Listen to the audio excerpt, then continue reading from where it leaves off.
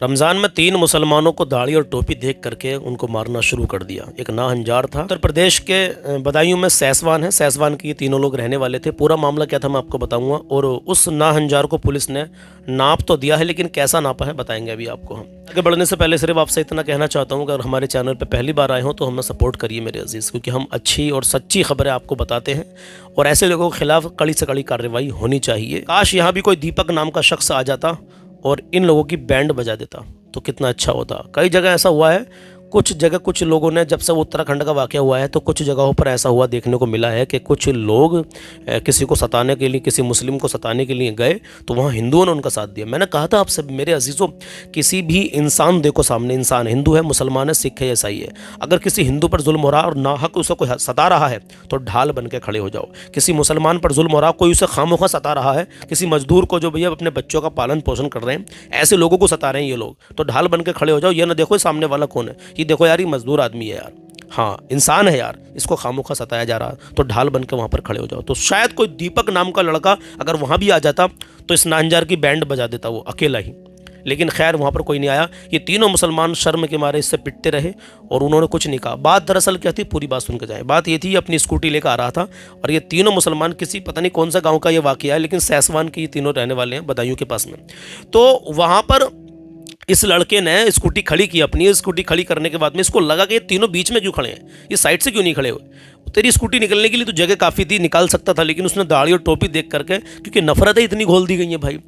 अल्लाह हमारे भारत में अमन और सुकून अता फरमाए, आमीन कह देना मेरे अजीज। वीडियो अभी के अभी आगे शेयर कर देना ताकि जनता की आंखें खुलें कि देखो किस तरीके से लोगों पर खामखा जुल्म हो रहा है, ताकि फिर कोई दीपक नाम का आगे बढ़कर आए, किसी पर जुल्म ना हो।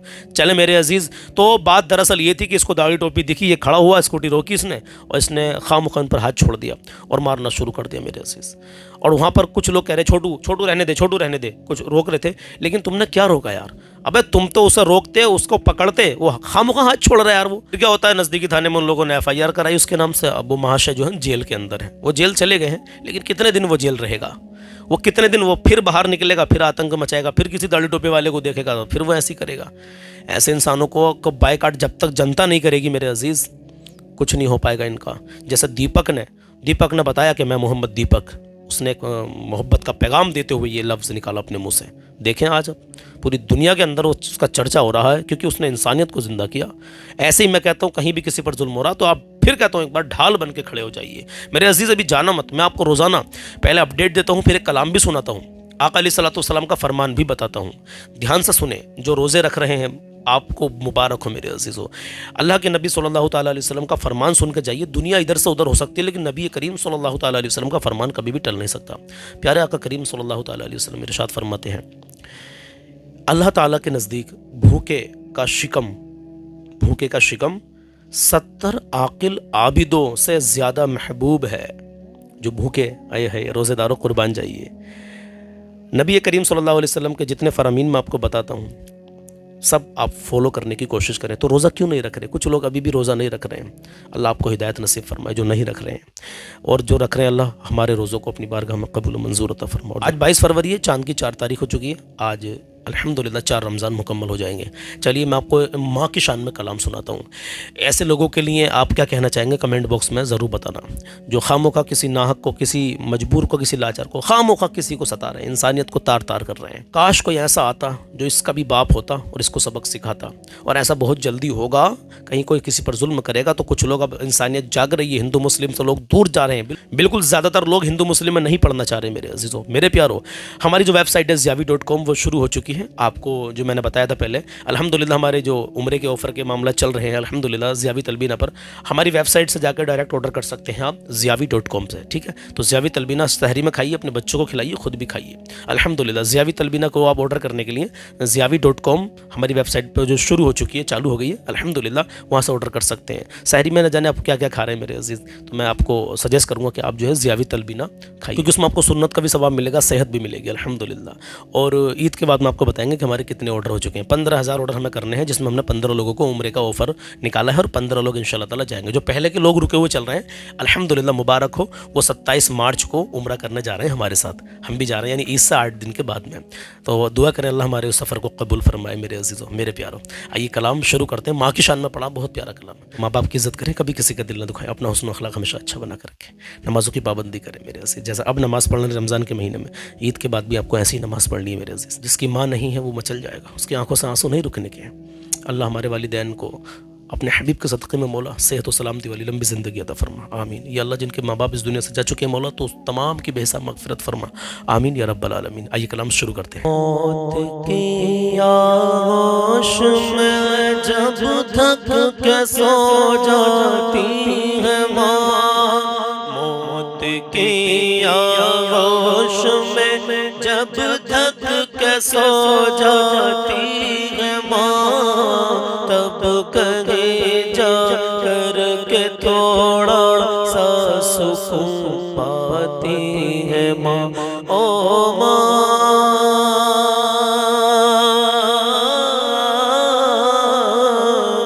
प्यारी माँ,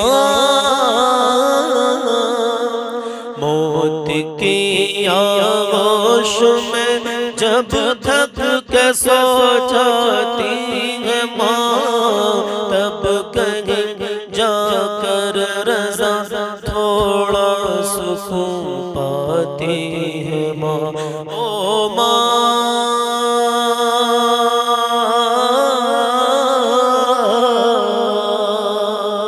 प्यारी माँ,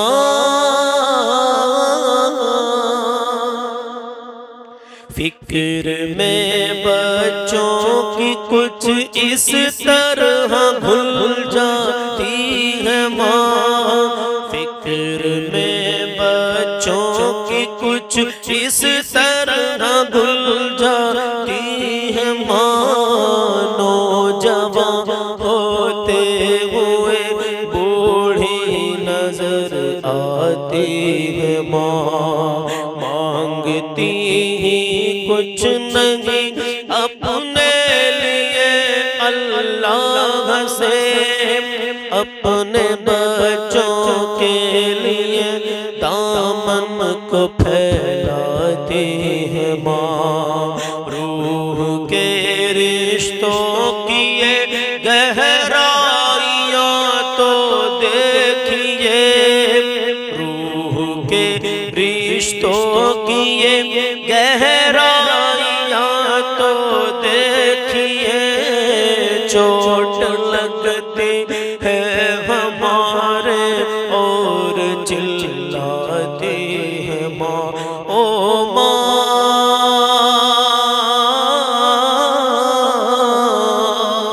प्यारी माँ,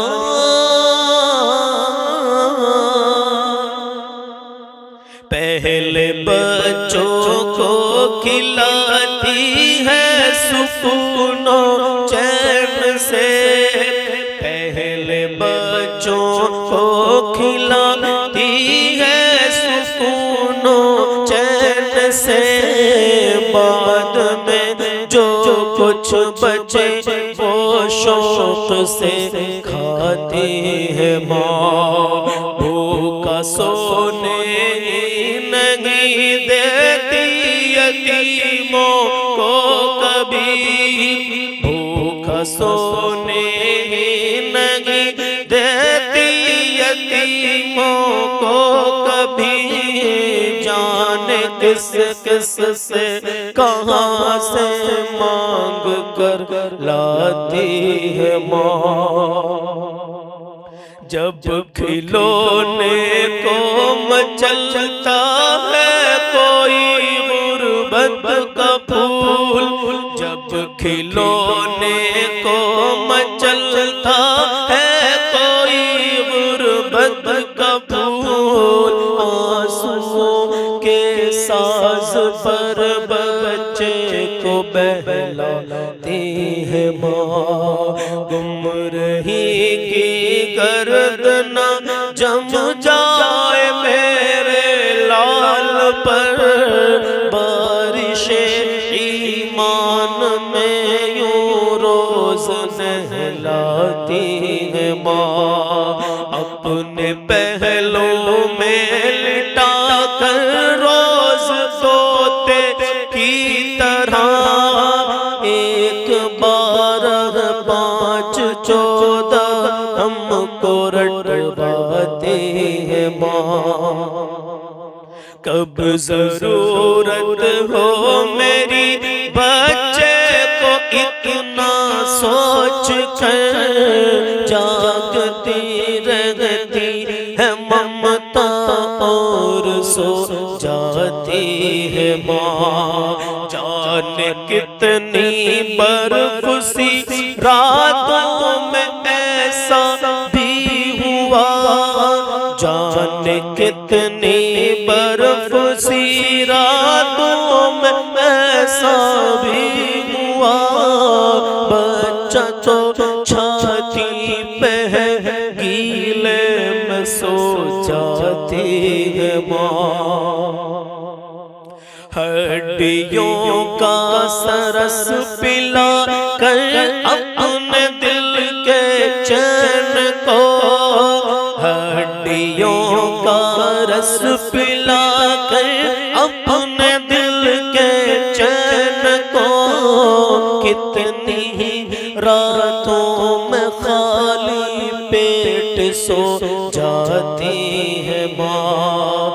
घर से जब परदेस जाता है कोई नूरे नजर, हाथ में कुरान लेकर दर पे आ जाते हैं माँ। कांपती आवाज से कहती है बेटा अलविदा, कांपती आवाज से कहती है बेटा अलविदा।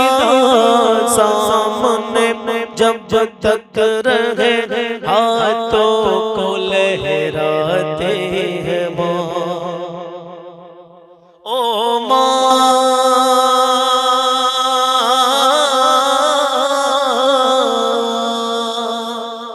प्यारी माँ,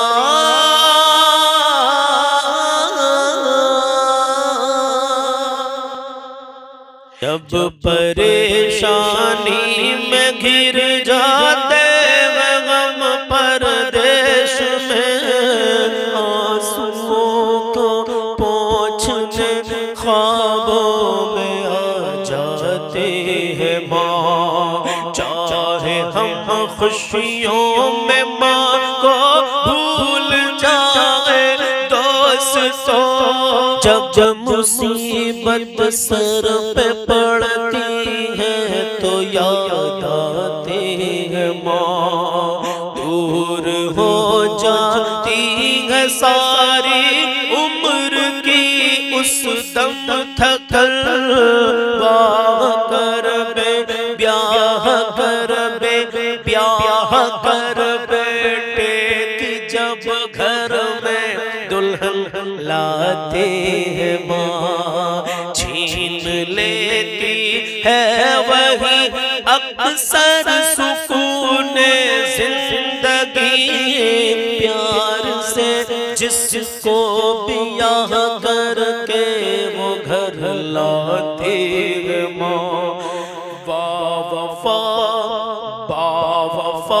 खिदमत गुजार आ जाए तो घर में दुल्हन, बावफा खिदमत गुजार घर में जो आ जाए दुल्हन, सारा घर उसके हवाले कर सुकून पाते हैं माँ। बेटा कितना ही बुरा हो पर पड़ोसन के हुजूर, रोक कर जज्बात को बेटे के गुन गाते हैं माँ। अल्लाह अल्लाह भूल कर हर एक सितम को रात दिन, अल्लाह अल्लाह भूल कर हर एक सितम को रात दिन पोती पोते से शिकस्ता दिल को बहलाते हैं माँ। एक एक शेर हक है भाई, सुनिएगा। शादियां कर कर के बच्चे जा बसे परदेश में, दिल खतों से और तस्वीरों से बहलाती है माँ। सब तो देखो कि इतनी बेरुखी के बावजूद बदुआ बेटे को देती है ना पछताते हैं माँ। जब जवां बेटी हो घर में और कोई रिश्ता न हो,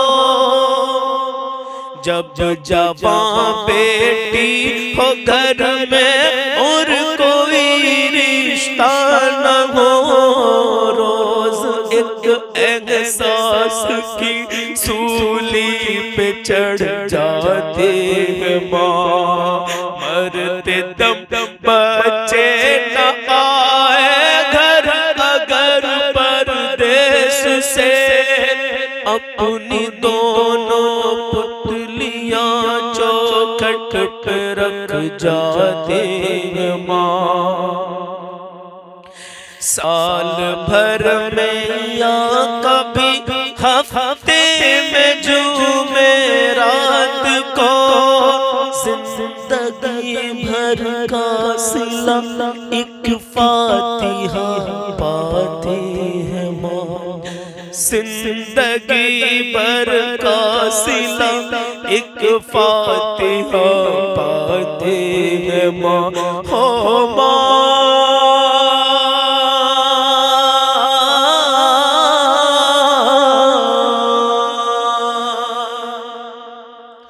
प्यारी माँ,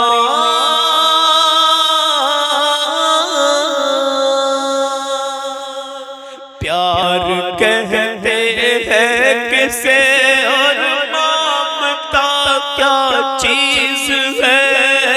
प्यार कहते हैं किसे और ममता क्या चीज है। कोई उन बच्चों से पूछे, कोई उन बच्चों से पूछे जिनकी मर जाती है माँ। ओ माँ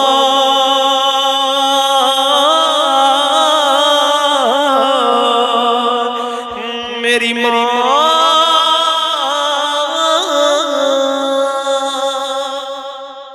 आखिरी शुक्रिया हो ही नहीं सकता कभी माँ बाप का, शुक्रिया हो ही नहीं सकता कभी माँ का अदा, शुक्रिया हो ही नहीं सकता कभी माँ का अदा। मरते मरते भी दुआ जीने की दे जाते हैं माँ। मौत की आगोश में जब थक के सो जाती है माँ, जब कहीं हाँ तब कहीं जाकर रज़ा थोड़ा सुकून पाते हैं माँ।